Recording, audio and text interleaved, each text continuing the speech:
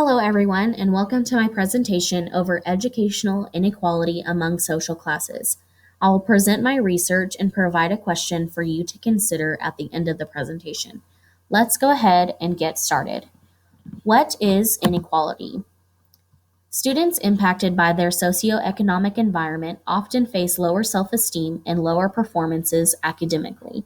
Let's take a look at the factors that may impact students.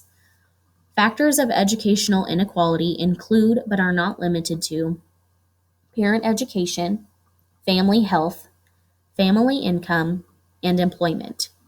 These factors have historically influenced test scores and self-esteem among students. These are often things out of the student's control, but the factors start the students on an unlevel playing field, giving them a disadvantage from the beginning. The same content and instructional practices may exist for all social classes, but students impacted by these factors consistently perform lower than peers. Socioeconomic differences prove to impact education quality and influence decisions to obtain higher education after high school. The implications for educators become clear through this presentation, as do potential solutions to narrow the obvious gap in academic achievement among social classes. First, we will take a look at some causes of educational inequality and view the social cultural groups who face the most inequality. Many factors impact a child's education and future lifestyle, but what factors consistently impact students in a negative way? Since the early 1980s, gaps in achievement proved to experience influences by socioeconomic factors. The gaps recorded begin in preschool and end in college, but the trend continues to lead to the same conclusion each time. Students from lower socioeconomic groups continue to perform lower in academic situations than peers from higher socioeconomic environments. African American students are the most prevalent group studied when it comes to looking at educational inequality. Huntington, Klein, and Ackert determined in their study that socioeconomic factors influenced more than half of the gap when considering educational equality, and the gap remains the same over time. The gap presents long-term implications in several areas of life, such as the pattern of income inequality and health determined by educational status. Huntington, Klein, and Ackert concluded that while the gap shows a decrease since beginning studies, the gap will not go away anytime soon. Students face inequality within the education system and the process of differentiation. Chmielewski and Reardon describe the process of differentiation and state that the students are placed on different curricular tracks based on ability or prior achievement. Now let's take a look at how this is impacting students. What does this mean for students who are impacted by these negative factors? Let's take a look at educational impacts. The study shows that lower socioeconomic students are consistently placed on lower tracks, and this continues to reproduce social class differences since the quality of education declines on the lower curricular tracks. Without changes within the educational differentiation system, the pattern will continue. Students will face inequality for the remainder of their lives and will more than likely see the same cycle within their children. Students not only face the challenges presented by the school system, but their home environments as well. Chmielewski and Reardon provide the idea that material possessions in the home present influences on educational achievement as well, and that poverty levels predict achievement gaps, particularly between low and middle income students.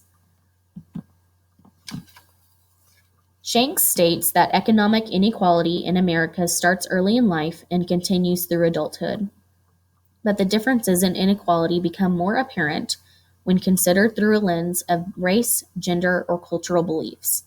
The article presents the idea that children growing up in low income and wealth environments obtain a lower quality education and health outcome, in addition to an increased likelihood of crime involvement, lower incomes in adulthood, and higher levels of stress throughout their lives.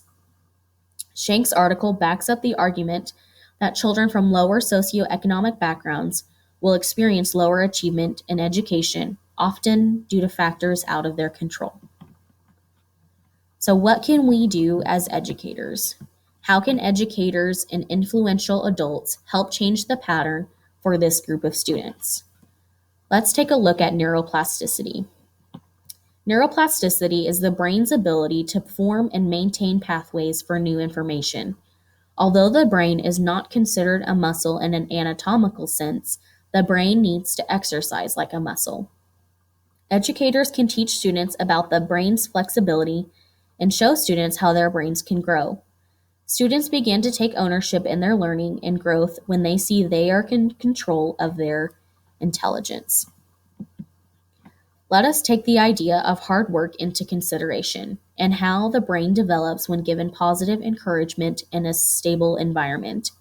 Nisbet presents a study tested on a group of minority students in Texas. Students were assigned a college mentor in the beginning months of junior high school. The control group mentors provided basic information regarding drugs and encouraged their mentor students to avoid them and different things that junior high students typically face. The students within the experimental group viewed the possible expansion of intelligence and were shown the theory of neuroplasticity, or the ability for the brain to create and maintain new pathways for information. Nisbet writes that the results of the study were profound and effective. In both reading and math, students in the experimental group obtained considerably higher scores on the assessments. Now what? What are we supposed to do now? Educators and influential adults in the lives of children hold the power to provide this information and instill a growth mindset through modeling and encouragement. Future generations depend on the narrowing of achievement gaps among social classes to see a change in educational achievement, but more importantly, society as well. So here is my call to action. What can we do starting now? Educators can and are responsible for providing a safe, positive environment that promotes a growth mindset. We can also genuinely fight and care for the success of all students. What will you implement in your educational practices to incorporate a growth mindset and cultural diversity? On the following slide, here are my references in case you would like to go read any of the original articles and information on your own. Thank you for tuning in on my presentation over educational inequality among social class. I hope you are all able to take something away from it. Thank you.